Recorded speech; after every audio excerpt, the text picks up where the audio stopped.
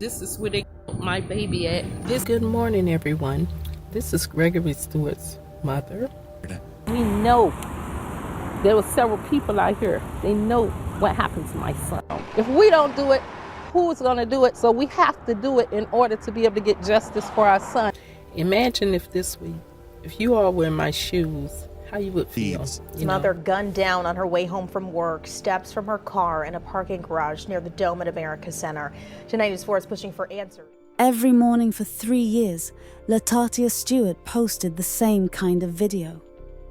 Good morning, everyone. This is Gregory Stewart's mother. Same greeting, same desperation, same plea for help that nobody was answering. She knew people saw what happened. She said it herself. There were witnesses. Multiple people who watched her son die and chose silence over justice. We know there were several people out here. They know what happened to my son. 3 years of begging strangers on Facebook to grow a conscience. 3 years of please come forward. 3 years of do the right thing. And then one day, she was walking to her car after a 20-year shift at the Marriott, and somebody put 3 bullets in her. The killer, a homeless man living in the parking garage. A man who chose to keep his gun instead of selling it for food. A man who just happened to shoot the one woman in all of St. Louis who'd been making enemies on social media for 3 straight years. The police called it random right, because that's how random works.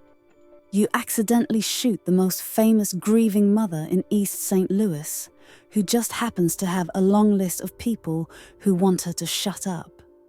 Now, before we go any further, we need to talk about who Gregory Stewart actually was.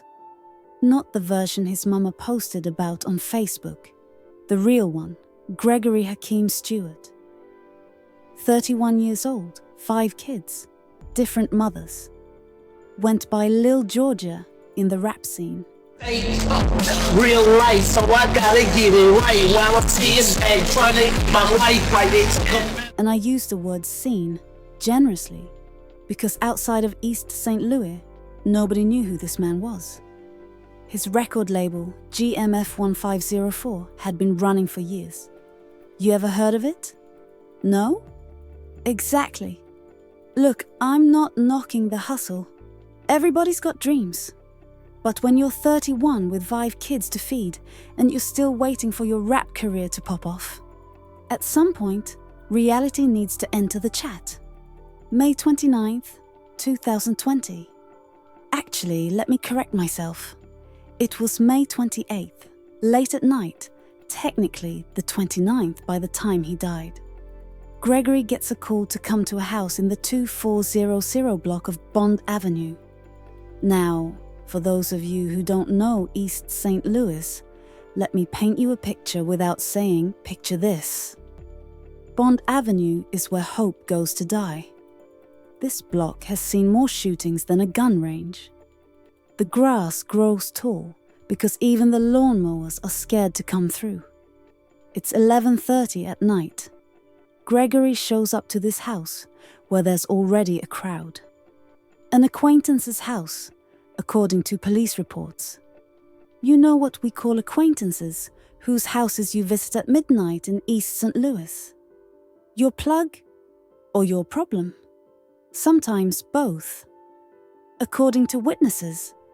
And remember, these are the same witnesses who suddenly got amnesia when police showed up. An altercation broke out. Then somebody who'd been hiding in the bushes, jumped out and shot Gregory. Let me say that again for the people in the back. The shooter was already there, waiting, in the bushes, with a gun, at 11:30 at night. That's not a random shooting. That's an appointment with death that Gregory didn't know he had scheduled.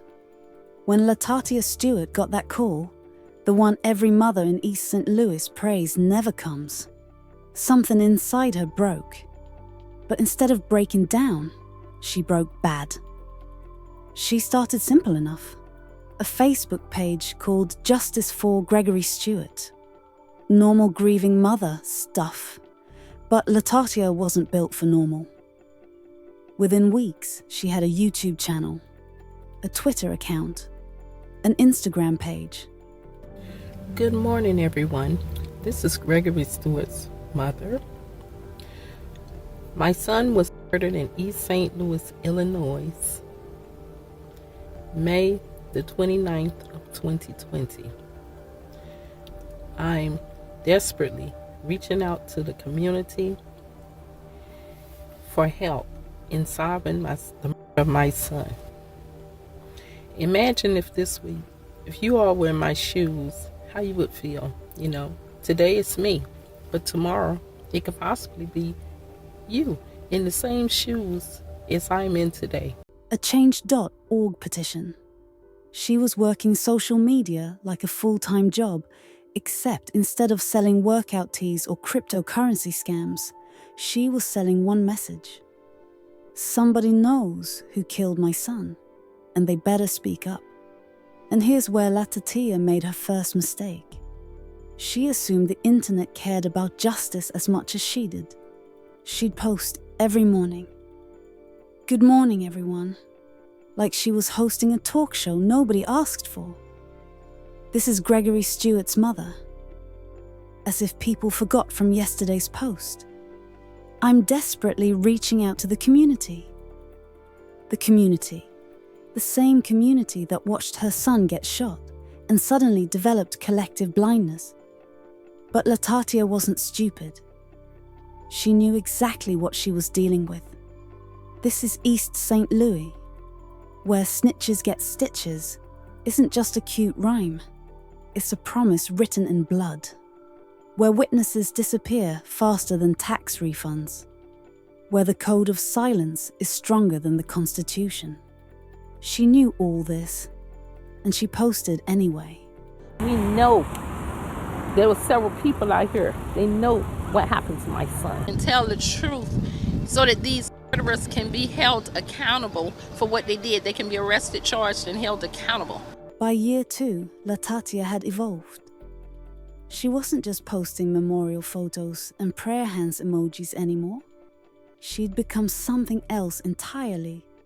A one-woman investigation unit running on Facebook algorithms and mother's rage. She started showing up at the crime scene. Not just once for a memorial. Multiple times. With her phone out, recording. This is where they killed my baby at. This is the exact house. Look at the property, the grass, and how tall it is and everything. They shot him at this residence. They shot my baby at this house. Right here. This is where he was killed and murdered by these thugs, these people out here. She's literally giving a tour of the murder scene on social media. The tall grass, the abandoned look. The exact spot where her son bled out. She's not just grieving, she's investigating on Facebook for everyone to see, including the killers. Now I need you all to understand something. When you post "I know who did it" every day for 2 years, one of two things is true.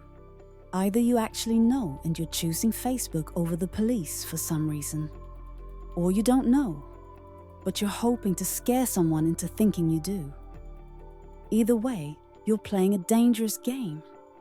And Latatia, she was playing it without any cards. Let's talk about Detective Props for a minute. And before you ask, yes, that's his actual name. Detective Props of the Illinois State Police. Sounds like a character from a bad cop comedy. But this man was really in charge of finding Gregory's killer. 3 years. 3 years this man had the case. You know what he accomplished in 3 years? Nothing. Zero. Nada. The case was colder than a McDonald's apple pie at 3 a.m. But here's what makes me mad. And I mean actually mad. Detective Props would reassure Latatia. We're working on it. These things take time. We haven't forgotten about Gregory. Meanwhile, Latatia's watching other murders get solved, watching drug dealers get arrested, watching the police somehow find resources when they want to. But for Gregory, for a black man shot at a trap house at midnight, suddenly, the entire police force has amnesia about how to investigate crime. So Latatia did what any desperate mother would do in 2020. She took it to social media. She became the algorithm's most persistent pest every single day. If we don't do it, who's going to do it? So we have to do it in order to be able to get justice for our son and closure for our family. And she was right. If she didn't do it, nobody would. Gregory would become another statistic. Another unsolved black death in a city full of them. Another file in Detective Prop's probably empty filing cabinet. By year 3, Latatia wasn't playing anymore. The posts got more aggressive. The accusations got more specific. She started dropping hints about who she suspected. Not names, she wasn't that bold, but enough details that people in the neighborhood knew who she was talking about. She organized rallies, marches, vigils. She got on podcasts, local news. She raised reward money, started at $5,000, got it up to $7,500. She printed flyers, posted billboards. This is Gregory Stewart's mother. My son was murdered in East St. Louis, Illinois, May the 29th of 2020. I'm desperately reaching out to the community for help in solving the murder of my son. Imagine if this week, if you all were in my shoes, how you would feel. Today it's me, but tomorrow it could possibly be you in the same shoes as I'm in today. She was becoming famous. The grieving mother who wouldn't shut up. The woman who turned her son's death into a social media crusade. Local news loved her. She was content that created itself. A grieving black mother fighting against street violence. That's ratings gold. But here's what nobody talks about when you become famous for hunting killers. The killers notice too. And they're not hitting the like button. Now I need to explain something to those of you who don't understand places like East St. Louis. There's rules. Unwritten rules that everybody knows but nobody talks about. Rule number 1, you don't talk to police. Rule number 2, you handle your own business.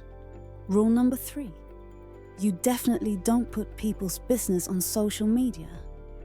Latatia broke all 3, every day, publicly, with a full government name attached. She wasn't just asking for information. She was shaming people into talking. Again, please come forward with the truth. Dig deep down in your heart. Do the right, humanly thing in God's eyesight. And come forward with the truth and help us to solve Gregory's murder. Do the right thing in God's eyesight, she'd say. Bringing God into it like that was gonna make somebody suddenly grow a conscience after 3 years. The truth, in East St. Louis, where the truth will literally get you killed. But here's the thing, and this is important, Latatia wasn't naive. She knew the rules. She'd lived in this community her whole life. She'd seen what happens to snitches. She'd been to enough funerals to know how this story usually ends. She did it anyway. Why? Because what's the alternative? Let your baby's killer walk free. Pretend you don't care. Move on like Gregory never existed. For a mother, that's not an option. Even if speaking up signs your own death warrant. 3 years. 3 years of Latatia begging for help. 3 years of somebody knows something. 3 years of silence from a community that definitely knew exactly what happened that night. Because here's the truth nobody wants to say out loud. In neighborhoods like this, everybody knows who the shooters are. It's not a mystery. It's not a cold case because of lack of information. It's a cold case because of lack of cooperation. The people who were there that night, they knew Gregory. They knew who had beef with him. They saw the shooter. They probably knew why it happened. But talking to police means you're next. Helping La Tatia means your mama might be making Facebook posts about your murder next year. So they stayed quiet. Watched this woman deteriorate on social media day by day. Watched her beg and plead and cry. And said nothing. If you're watching, or if you know of someone that should be watching this, I'm asking you as a mother to please come forward through the tip line. It can be done anonymously. This has completely devastated my family. A mother. She played that card every single day. As a mother helped me. As if being a mother was going to protect her from the consequences of breaking the code. By early 2023, something had shifted. Latatia's posts were getting more specific, more aggressive. She was done playing nice. 3 years of pleas had gotten her nowhere. She started showing up places, not just the crime scene. Other locations, houses where she thought the killers might be, public spaces where she knew they hung out. Always with her phone, always recording, always posting. The community was getting nervous, not because they cared about justice, because Letatia was making the neighborhood hot. Police were asking questions. News vans were showing up. The kind of attention that's bad for business, if you know what I mean. And in East St. Louis, when you become bad for business, you become a problem that needs solving. But Letatia couldn't see it. Or maybe she could and didn't care. Her son was dead. What did she have left to lose? The answer to that question would come on May 3rd, 2023. May 3rd, 2023. Letatia clocked out of her shift at the Marriott at 6 p.m. 20 years she'd been making that same walk to the parking garage. 20 years without incident. Down on her way home from work, steps from her car in a parking garage near the Dome at America Center. Tonight News 4 is pushing for answers in the death of hotel worker Latasha Stewart. Right now, detectives are working to find who pulled the trigger in the second homicide downtown in the span of a week. And the Stewart family has already been victimized by violence. Latasha's son Gregory was murdered in 2020. That case remains unsolved. Since then, Latasha has devoted her life to finding his killer. 3 bullets. That's all it took. 3 bullets to silence 3 years of Facebook posts. The shooter? Deshaun King Wilson. 35 years old. Homeless. Living in that exact parking garage like it was a studio apartment he wasn't paying for. And here's where this story goes from tragic to suspicious. This man had been sleeping in that garage for weeks. Letatia walked past him every single day. But he waits until May 3rd to shoot her. What happened on May 3rd that was different from May 2nd? Or April 30th? Or any other day she walked to her car? I'll tell you what was different. Letatia had just raised the reward money to $7,500. She'd just done another podcast. She was getting louder, more specific, more dangerous to whoever killed Gregory. But sure, random homeless violence. That's the story we're going with. Let me tell you about Deshaun Wilson, because this man's story makes less sense than a screen door on a submarine.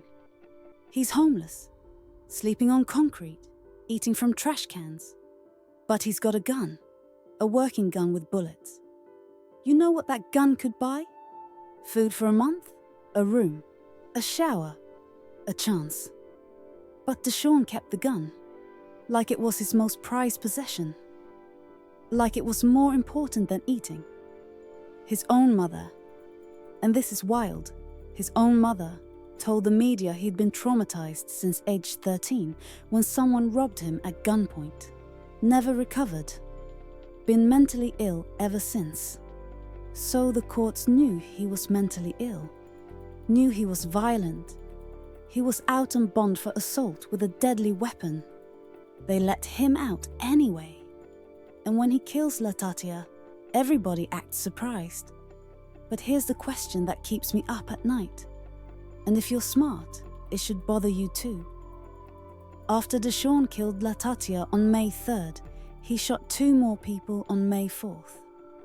Random men in the same garage. Then on May 5th, he waved his gun at a couple. Why did he start with Latatia? If this was really random violence, why was the grieving mother with 1,000 enemies his first victim? The police caught Deshawn on May 5th after he tried to rob that couple. Captain Ben Wast, another winner in the name department, held a press conference, said the attacks weren't targeted, said Deshawn was just a homeless man having a bad week. A bad week? This man murdered a woman and shot 2 others, and they're calling it a bad week, like he got fired from Walmart. But Latatia's family wasn't buying it. Her mother, Minnie Gilbert, stood at that same press conference and said what everybody was thinking. My daughter was killed because she wouldn't stop looking for her son's killer. The police disagreed. Of course they did. Because admitting Latatia was targeted means admitting they failed to protect her. Means admitting that making noise on social media gets you killed. Means admitting that in East St. Louis, the killers have more power than the police. Now, I'm not usually one for conspiracy theories, but when the facts don't add up, you got to ask questions. Theory 1. Somebody paid Deshawn. Told him Latatia was the reason for his problems. Pointed him in her direction. Maybe gave him the gun. Maybe just gave him a reason. Theory 2. Deshawn was already paranoid and somebody just whispered the right words. That lady's been talking to police. She's the reason they're around here. She's making problems for everybody. Theory 3. Pure coincidence. The most hated woman in East St. Louis just happened to be randomly murdered by a mentally ill man who just happened to live in her parking garage, right when she was getting close to solving her son's murder. Which one sounds most believable to you? Drop it in the comments because I genuinely want to know what y'all think. Both murders remain unsolved. Let that sink in. Gregory's been dead for over 3 years. Latatia's been dead for months. 2 murders. 0 arrests for Gregory's killing. 1 arrest for Latatia's. But Deshawn isn't talking about why he did it. The community that stayed silent about Gregory. They're still silent about whether Latatia was really randomly targeted. Detective Props? Probably still working on it. And those Facebook pages Latatia created? They're still up, frozen in time. Her last post still asking for justice, still begging for someone to come forward. The comment sections filled with RIPS now. The same people who wouldn't help when she was alive are posting prayer hands emojis now that she's dead. So here's what I need you to think about. And if this story made you feel some type of way, hit that subscribe button because we cover cases like this every week. The ones that don't make sense, the ones that make you mad, the ones that need to be talked about. Was Latatia wrong for putting everything on social media? Or was she just a desperate mother doing the only thing she could? Should the community have helped her, even if it meant risking their own lives? Or were they smart to stay quiet? And the biggest question, if your child was murdered and the police did nothing, how far would you go? Would you risk your life for justice? Or would you let it go? Because Latatia made her choice. And whether you think she was brave or foolish, you can't deny one thing. She loved her son more than she loved her own life. If there's a lesson in this story, it's this. The system is broken. When mothers have to become Facebook detectives because real detectives won't do their jobs. When homeless men with mental illness and guns are walking free. When speaking up about murder gets you murdered. That's not justice. That's barely even civilization. Latatia Stewart died, believing someone would eventually tell the truth about her son's death. She died wrong, but at least she died fighting. And maybe that's all any of us can do. Fight until we can't anymore. Like this video if Latatia's story hits you different. Comment below what you would have done in her situation. And subscribe if you want to hear more stories that will make you question everything about our so-called justice system. Because these stories need to be told. Even when they don't have happy endings. Especially when they don't have happy endings. Gregory Stewart, dead at 31. Latatia Stewart, dead at 56. Justice for either of them? Dead on arrival.